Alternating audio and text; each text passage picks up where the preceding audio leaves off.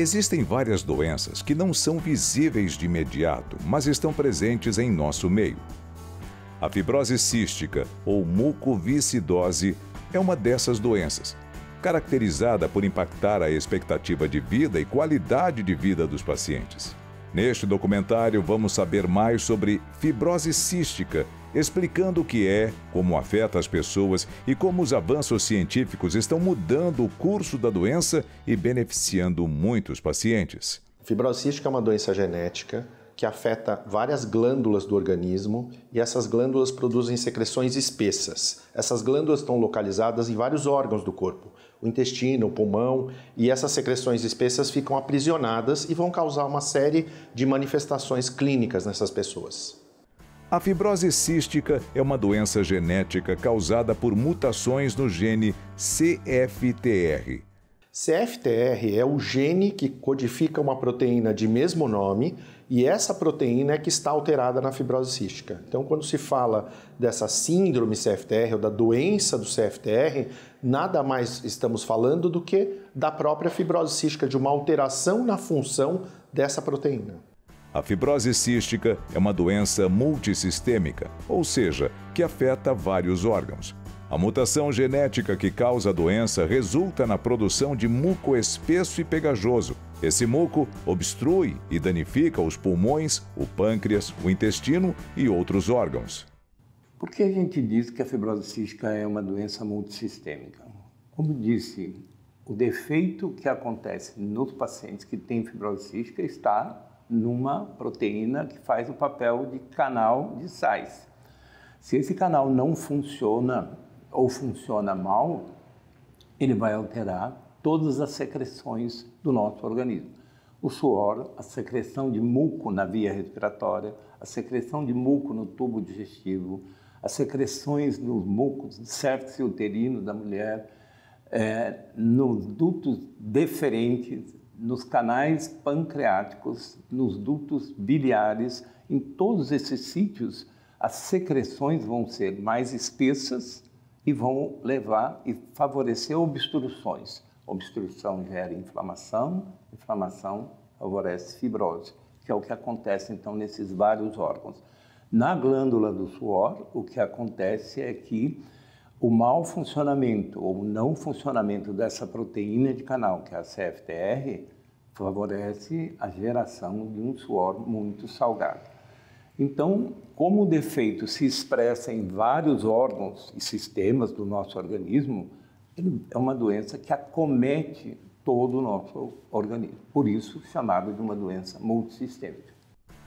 A fibrose cística é considerada uma doença rara, mas estima-se que tenha mais de 7.000 casos de fibrose cística em nosso país. A fibrose cística é uma doença rara e a gente comenta que dentre as doenças raras, a fibrose cística é a doença mais comum, mas ela é uma doença rara. Ela tem uma predominância em pessoas caucasianas, apesar de que aqui no Brasil, como por ser bastante miscigenado, a gente tem pessoas negras com fibrose cística, índias com fibrose cística, mas obviamente é muito mais comum nos caucasianos. E a gente fala que tem uma prevalência aí em torno de uma pessoa doente para cada 10.000 nascimentos aqui no Brasil. Isso pode variar um pouquinho de região para região, mas sem sombra de dúvida, sim, é uma doença rara. Hoje nós temos no Brasil cerca de 7.000 pacientes cadastrados numa base de dados chamada Registro Brasileiro de Fibrose Cística, que congrega todos os dados de vários centros de tratamento dessa doença. Porque, como são casos mais difíceis de condução e tratamento, eles são tratados em centros de referência especializada. Apesar de sua incidência, a fibrose cística é uma doença pouco conhecida por grande parte da população e por profissionais de saúde. É uma doença ainda pouco conhecida pela população por conta de pouca divulgação na mídia. Talvez nos últimos anos isso tenha melhorado por surgimento dos novos tratamentos para essa doença. Sem sombra de dúvida, a fibrose cística precisa ser ainda mais reconhecida. A gente, aí anualmente, né, em setembro, tem as ações de conscientização sobre a fibrose cística, sobre as doenças raras, mas de maneira bem crítica, assim, até como médico, é quase impossível a gente conseguir saber de todas as doenças raras que existem, lembrando, a fibrose cística é uma, dentre as raras, a mais comum das raras, mas é muito importante a gente sempre tentar colocar e conscientizar sobre esses quadros mais atípicos, exatamente pelo reconhecimento e principalmente nessas doenças em que a gente teve grandes avanços na medicina terapêuticos que mudam completamente a evolução da doença. Então, ainda precisa, a população obviamente não reconhece, não é algo comum, se mistura muito com outros nomes de fibrose pulmonar idiopática, com outras doenças pulmonares, e realmente a gente precisa trabalhar para cada vez mais conseguir disseminar a informação e facilitar o reconhecimento para não deixar atrasar tanto o diagnóstico de algumas pessoas. Antes de eu receber meu diagnóstico de fibrose cística, aos 23 anos de idade, eu nunca tinha ouvido falar em fibrose cística. Mesmo que eu já tenha tido dezenas de sintomas antes do meu diagnóstico, foram 23 anos imaginando que era outras coisas, recebendo outros diagnósticos e sequer tendo ouvido falar do que era doença ou como diagnosticar e como tratar. A fibrose cística é uma doença hereditária autossômica recessiva. Isso significa que a pessoa precisa herdar uma cópia do gene defeituoso de cada um dos pais para desenvolver a doença. Fibrose cística é uma doença hereditária? Sim, como a maioria das doenças raras, a fibrose cística também é uma doença hereditária. Isso quer dizer que para que uma criança nasça com fibrose cística é importante ou é necessário que ela receba um gene que vem do pai, um gene que vem da mãe e esse gene esteja alterado. Sempre soube desde a descrição que a fibrose cística tinha uma característica hereditária pela frequência de indivíduos dentro da mesma família. Na década de 80 é que se descobriu e localizaram o gene da fibrose cística num cromossomo, que é o chamado cromossoma 7, que é um cromossomo autossômico. Por isso que ela é chamada de uma doença hereditária, autossômica e recessiva. Recessiva porque um gene alterado vem do pai e um gene alterado vem da mãe, que são indivíduos que, apesar de serem portadores de um gene alterado, não manifestam a doença. A criança recebe 2 genes, um do pai e um da mãe, alterados. Então, ele vai desenvolver uma doença chamada fibrose cística. A fibrose cística é uma doença autossômica recessiva. A gente fala que é uma doença autossômica quando, na verdade, a gente tem, sempre quando no nosso gene, a gente tem um gene que vem do pai e um gene da mãe, exceto o cromossomo X e Y do sexo. Mas, nesse caso, eu posso ter uma doença autossômica dominante, ou seja, se eu tiver um gene alterado em algum desses pares, eu já tenho doença. Na doença autossômica recessiva, que é o caso da fibrose cística, eu preciso ter os 2 genes alterados nos 2 cromossomos para poder eu ter a fibrose cística. Então, no caso de uma pessoa que tem um gene normal, o outro gene alterado, essa pessoa, que a gente chama de heterozigota, ela não tem doença. Ela é um carreador do gene e não vai ter nenhuma doença, nenhum problema associado a isso. É importante a gente saber disso e de aconselhamento genético, porque essa pessoa que é heterozigota, ela tem um risco aumentado se ela casar com uma outra pessoa, ou se tiver filhos com outra pessoa que também seja heterozigota, de ter um filho com fibrose cística. A fibrose cística é frequentemente referida como doença do beijo salgado ou mucoviscidose, devido ao suor salgado excessivo que as pessoas com esta doença excretam. Quando eu era menor, a gente até percebia que o meu suor era um pouco mais salgado, embora eu não tivesse essa manifestação dos cristais de sal constante, somente em dias muito quentes, e eu não moro numa cidade tão quente assim. Mas a gente percebe crianças, jovens e adultos que moram em cidades muito mais quentes, constantemente com grãozinhos de sal na pele. Então, se você beijar alguém e sentir um saborzinho mais salgado, pode ser fibrose cística também. Sim, ela é conhecida como a doença do beijo salgado porque as pessoas com fibrose cística têm um excesso de saída de cloreto ou de sal pelo suor. Então, tradicionalmente, ela ficou conhecida assim e, inclusive, o teste diagnóstico da fibrose cística é a dosagem do cloreto no suor. A fibrose cística pode ocorrer em qualquer raça ou etnia, mas é mais frequente em populações caucasianas e o seu principal fator de risco é a hereditariedade, ou seja, o histórico familiar. Virtualmente qualquer pessoa pode ter a fibrose cística se tiver a descendência aí, porque é uma doença genética. Então, ela é mais comum nos caucasianos, então pessoas, em alguns lugares de algumas descendências são mais comuns. Então, norte da Europa, Oriente Médio, por ser uma doença autossômica recessiva, nessas populações onde tinha muito casamento entre pessoas da mesma família, aumenta a chance de você ter doenças autossômicas recessivas, né? A fibrose cística, uma delas. Então, eu botaria aqui como um risco, na verdade, principalmente em casamentos consanguíneos, né? Então, são coisas que aumentam a chance de você ter alguma doença autossômica recessiva, não só a fibrose cística como qualquer uma outra, mas não é algo que você tenha grupos muito específicos de risco, depende muito da descendência genética dessa pessoa. Vale reforçar que a fibrose cística não é uma doença contagiosa. Não, a fibrose cística não é uma doença contagiosa. As pessoas com fibrose cística não oferecem qualquer risco para os outros indivíduos e podem frequentar normalmente escola, atividades esportivas, academias, enfim, nenhum tipo de restrição nesse sentido. A fibrose cística pode apresentar vários sintomas e sua gravidade é diferente para cada pessoa. Os principais sintomas da fibrose cística no início da vida são essa dificuldade de ganho de peso com uma diarreia crônica e, posteriormente, sintomas respiratórios como tosse, peito cheio, de uma forma recorrente e persistente, afetando aí a saúde da criança, uma criança que vai ficando doente de forma progressiva.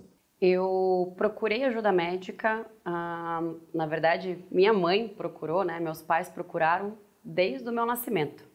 Embora eu tenha tido esse diagnóstico só com 23 anos, meus primeiros sintomas, que já eram sintomas da fibrose cística, começaram quando eu tinha meses de vida. Então, desde muito bebezinha, eu tinha muita tosse, muita infecção respiratória. Ao longo de toda a minha vida, eu tive aí, entre o meu nascimento até os meus 18, 19 anos, quando eu precisei tirar 2 partes do pulmão direito, porque já não funcionavam mais em decorrência da quantidade de pneumonias que eu tinha tido, era uma média de 4 pneumonias por ano, do meu nascimento aos 19 anos. E foi então que, por conta dessa pancreatite, depois dessa pneumonia grave, dentre tantas outras que eu já tinha tido, inclusive com uma cirurgia no pulmão, é que o médico suspeitou que eu tinha fibrose cística. Então, embora a gente sempre tenha procurado ajuda médica ao longo da vida, por conta dessa quantidade de infecções, dessa quantidade de tosse, falta de ar ao longo de todos esses 23 anos, a gente nunca recebeu informação que poderia ser fibrose cística. Vale reforçar os principais sintomas da fibrose cística que podem variar para cada pessoa.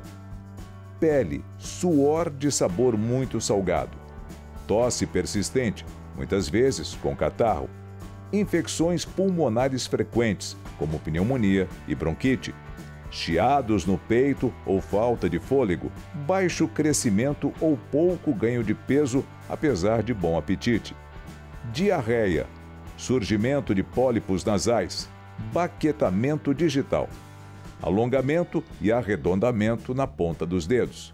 A fibrose cística não é uma doença nova, mas passou anos sem ser diagnosticada corretamente, sendo, muitas vezes, confundida com outras enfermidades como pneumonia, desnutrição e asma. Sem dúvida, ela pode ser confundida com várias doenças, porque muitas crianças têm essas dificuldades de ganho de peso ou problemas intestinais e de absorção que são atribuídos a outras causas, como alergias alimentares, etc. Mesmo a manifestação que acontece da fibrose cística no berçário, que se chama íleo meconial, que é um entupimento do intestino, por vezes é confundido com outras doenças que causam essa obstrução intestinal. Se a fibrose cística pode ser confundida com outras doenças, os sinais e sintomas da fibrose cística são situações comuns, né? Como diarreia, uma doença comum na infância. As manifestações respiratórias, como tosse, como secreção, como chiado, todas essas manifestações são comuns na infância por causa de pneumonia, de bronquiolite, de outras causas que não a própria fibrose cística. O diagnóstico da fibrose cística é feito através do teste do pezinho, do teste do suor e de exames genéticos. O diagnóstico da fibrose cística sempre foi muito mais pelo lado do teste do suor. Então, na verdade, é uma forma da gente identificar esse suor mais salgado, com aumento das concentrações de cloro no exame, numa amostra de suor que a gente coleta. E, obviamente, hoje em dia, já muito mais disseminado também, a gente consegue fazer através do teste genético. Então, eu consigo diagnosticar ou através do teste do suor, com os níveis de cloreto aumentado no exame do suor, ou fazendo o teste genético, identificando a mutação da CFTR nos 2 genes do paciente, confirmando aí a doença. Então, eu tenho esses 2 métodos possíveis, mas lembrando que hoje em dia a gente tem a triagem neonatal, em que a gente, na verdade, vai buscar identificar o paciente já logo ao nascimento. Então, na triagem neonatal, o que a gente dosa no teste do pezinho, que é o ITR, imunotripsinogênio, é uma enzima que está alterada no pâncreas dos pacientes que têm fibrose cística. Lembrando que esse teste ele não é diagnóstico, ele é um teste de triagem, uma vez aumentado, porque outras coisas também podem aumentar isso no nascimento, como um sofrimento fetal ou uma prematuridade. Se ele vem alto, eu devo repetir o teste. Se esse teste continuar alto, aí eu vou para a confirmação pelo teste do suor ou pelo teste genético. O teste do pezinho é um exame de triagem neonatal que identifica doenças genéticas. É um procedimento essencial para a saúde pública e está disponível no Sistema Único de Saúde. O teste do pezinho tem uma importância muito grande no rastreamento, porque ele pega todos os recém-nascidos, né? Deveria pegar todos os recém-nascidos. E nós temos um programa nacional que é muito importante no Brasil todo, que então é uma maneira de você fazer um rastreamento e mudou o perfil diagnóstico dos pacientes no Brasil, principalmente naqueles estados que conseguem gerenciar bem esse programa de triagem neonatal. Receber um diagnóstico de fibrose cística pode ser assustador, pois é uma doença crônica e genética. No entanto, é possível lidar com a notícia e aprender a viver com a doença. Quando eu recebi o diagnóstico de fibrose cística, eu estava com 23 anos de idade, recém-completados, inclusive. Já era uma jornada muito grande vivida, de 23 anos de idas e vindas de hospital, e de muitas infecções, e poucas respostas. Então, por mais estranho que possa ser, o diagnóstico para minha família, ele veio muito mais como um presente, do tipo, enfim, a gente sabe o que você tem, do que como um desespero. Mas é óbvio que todo diagnóstico assusta, até a gente entender o que está acontecendo. O diagnóstico da fibrose cística é muito assustador para todas as pessoas. Tudo que a gente pode fazer para minimizar esse susto, no sentido de acolher os pacientes, de ter materiais audiovisuais para poder mostrar para eles, para explicar para eles que eles não estão sozinhos, que é uma jornada que vai ser começada, mas que nós vamos estar aqui para apoiá-los, tudo isso minimiza um pouco esse impacto, mas sem dúvida o impacto é grande, ele sempre envolve emoções, choros e etc. Então é difícil. A fibrose cística pode causar diversas complicações, incluindo problemas pulmonares, ósseos, digestivos, hepáticos, renais, entre outros, afetando a expectativa e qualidade de vida do paciente. A principal complicação que afeta, vamos dizer assim, a qualidade de vida e a expectativa de vida é a doença pulmonar. Então, essa coisa das infecções recorrentes, o acúmulo de secreção, vai levando a uma piora da função pulmonar, o aparecimento de bronquiectasias, que é uma certa destruição da parede dos brônquios, e isso vai levando a uma doença pulmonar crônica que pode resultar numa necessidade de oxigênio ou na necessidade de transplante de pulmão, de suportes mais avançados. Por ser uma doença complexa e grave, várias complicações podem estar associadas à fibrose cística. No campo pulmonar, são as infecções de repetição, que acabam levando o paciente a ter esses quadros de bronquiectasia, da dilatação dos brônquios, que com o passar do tempo vão se agravando e vão fazendo com que a pessoa vai perdendo cada vez mais a sua função pulmonar. Consequentemente, a oxigenação vai diminuindo, então nas formas mais avançadas, o paciente é dependente de oxigênio e muitas vezes precisando de transplante de pulmão como um tratamento mais aí de fim de linha, quando todo o tratamento clínico já não conseguiu segurar mais. Dos outros órgãos, a gente tem a parte do pâncreas com insuficiência pancreática, então a necessidade da reposição de enzimas para poder ter uma adequada absorção dos alimentos. Com o passar do tempo, a outra parte do pâncreas, que a gente chama de endócrino, também pode ser comprometido, então os pacientes com fibrose cística desenvolvem uma diabetes relacionada à doença. E da parte hepática, o quadro de acúmulo de uma bile mais espessa pode levar, em alguns casos, até uma cirrose hepática pela fibrose cística. Sem dúvidas, assim, até os 23 anos com o meu diagnóstico e mesmo depois, até eu começar o novo tratamento, foi bastante complicado, principalmente relacionado à questão respiratória. Então era tosse todos os dias, muita falta de ar, muita dificuldade para fazer coisas simples como andar, subir uma escada. Inimaginável brincar com a minha filha correndo sem esse diagnóstico. Então realmente, antes dele era bem mais complicado. O crescimento e o desenvolvimento da criança pode ser afetado pela fibrose cística. Sem dúvida, a fibrose cística afeta o crescimento e o desenvolvimento da criança. Quanto mais precoce a manifestação da fibrose cística, do ponto de vista nutricional, as perdas, não só pela má digestão e má absorção de nutrientes, mas também pelo gasto energético muito alto.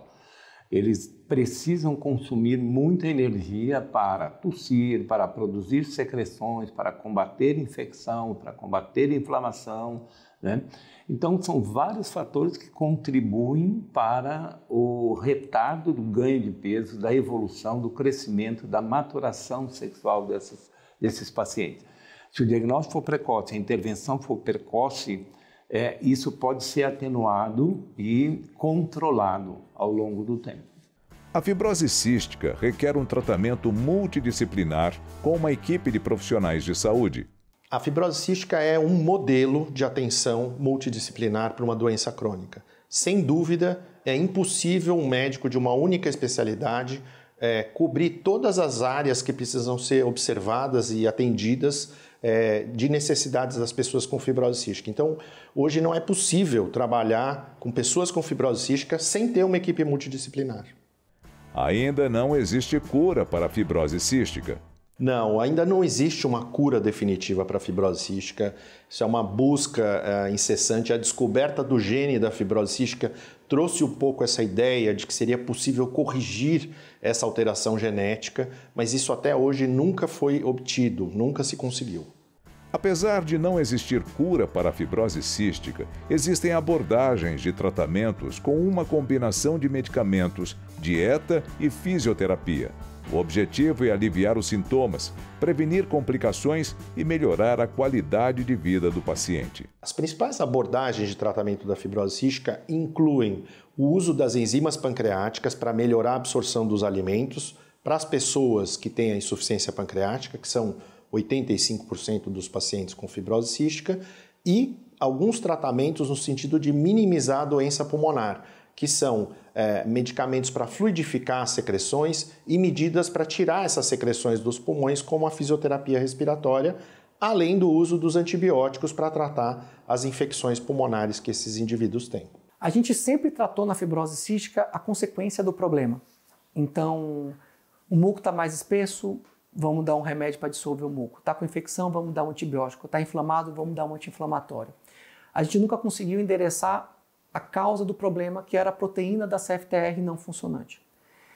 Há alguns anos a gente teve aí uma classe nova de medicamentos chamado moduladores da CFTR. São várias drogas que, a depender do tipo de mutação que o paciente tem, esse remédio se liga à proteína defeituosa e faz com que a proteína fique na conformação adequada e volte a funcionar, muito semelhante a quem não tem fibrose cística.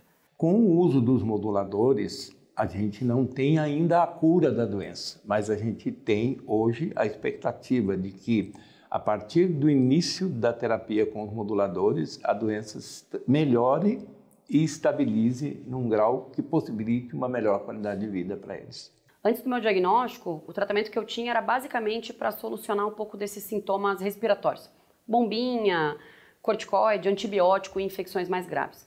Depois do meu diagnóstico, se confirmou que eu também tenho asma grave, juntamente com a fibrose cística, aspergilose, bronquiectasia, várias outras coisas associadas, mas o meu tratamento da fibrose cística ele mudou completamente a minha vida.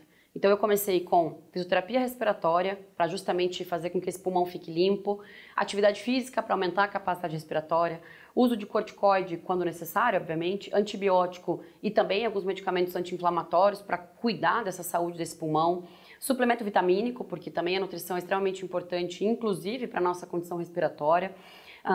Toda a parte de agora, né, mais recentemente, moduladores da proteína CFTR. Além do tratamento medicamentoso, a dieta é um componente fundamental do tratamento da fibrose cística. A alimentação deve ser balanceada, hipercalórica, hiperlipídica e hiperproteica. A alimentação do paciente com fibrose cística é uma alimentação, no tratamento que a gente fala que é o clássico, com mais calorias, mais gordura, mais proteínas, com olhar especial para os alimentos com vitaminas. Então, uma alimentação equilibrada, variada, auxilia esses pacientes. Em alguns casos, os pacientes podem necessitar de suplementação de vitaminas. Em relação à suplementação vitamínica e de suplementos, sim, deve ser indicado. A suplementação vitamínica, normalmente ela vai ser indicada quando o paciente tem insuficiência pancreática exócrina, e a suplementação hipercalórica e hiperproteica quando o paciente está no estado de desnutrição, entre outros fatores. É importante lembrar que essa suplementação ela deve ser indicada pelo profissional nutricionista. Com as novas abordagens de tratamento, a alimentação pode ser readequada.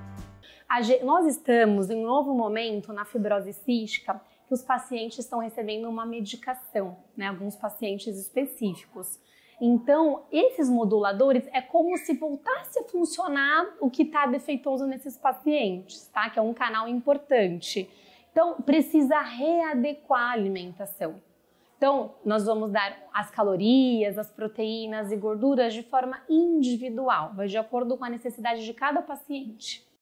A fisioterapia também cumpre um papel fundamental no tratamento da fibrose cística. A fisioterapia ela é importante desde o diagnóstico, A partir do momento que o paciente tem esse diagnóstico de fibrose cística, a fisioterapia já se torna essencial, porque são inúmeros órgãos que são acometidos com a fibrose, principalmente o pulmão. Então é importante desde o começo desse diagnóstico a fisioterapeuta estar acompanhando esse paciente para orientações aos pais, e aí depois orientações aos pacientes quanto aos exercícios realizados, na parte de higienização brônquica e orientação quanto aos exercícios. Os exercícios são recomendados na fibrose cística para melhorar a função pulmonar.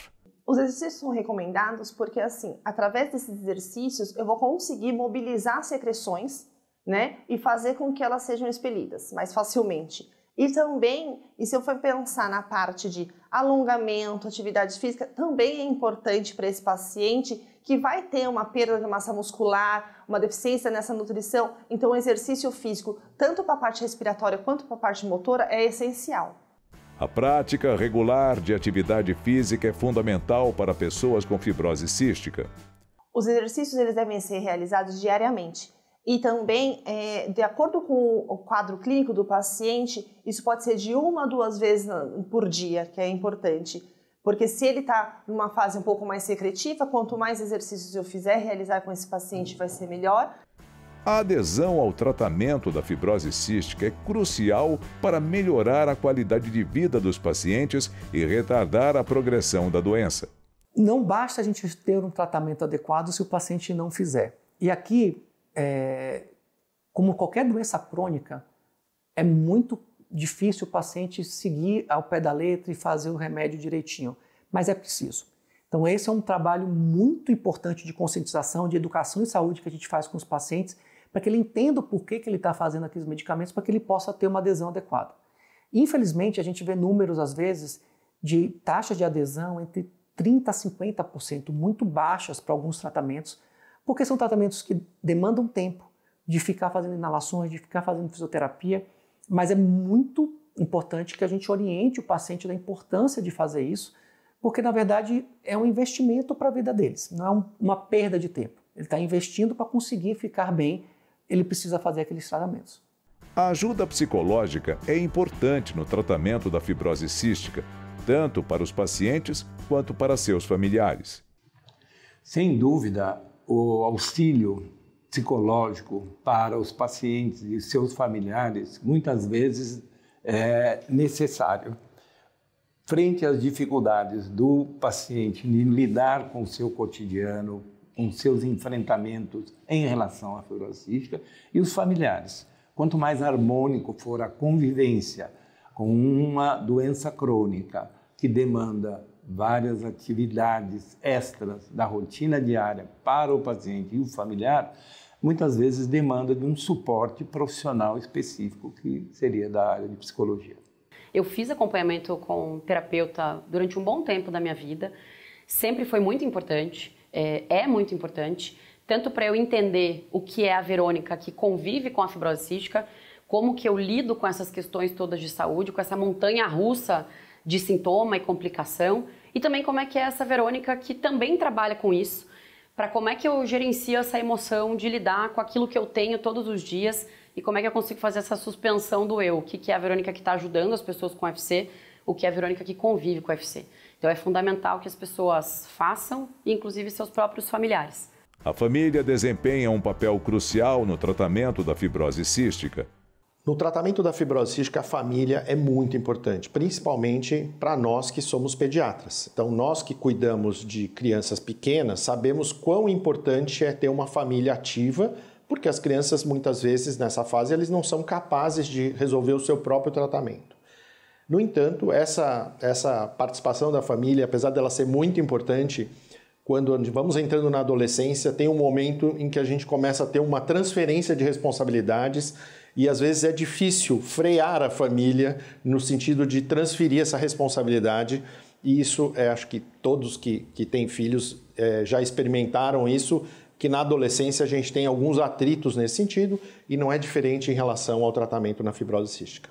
A família eu acho que é um dos principais pilares do tratamento de uma pessoa que tem doença crônica, assim como a fibrose cística. No meu caso, mesmo antes do meu diagnóstico, eu sempre tive o apoio assim, imensurável da minha mãe, do meu pai, das minhas irmãs, toda a minha família, sempre próxima dos internamentos, sempre se dividindo ali às vezes para me levar no médico. Então, isso sempre, eu digo que é o que me trouxe até aqui viva e bem e com força. Os grupos de apoio desempenham um papel importante na fibrose cística, proporcionando suporte emocional, informações valiosas e recursos úteis para pacientes e seus cuidadores.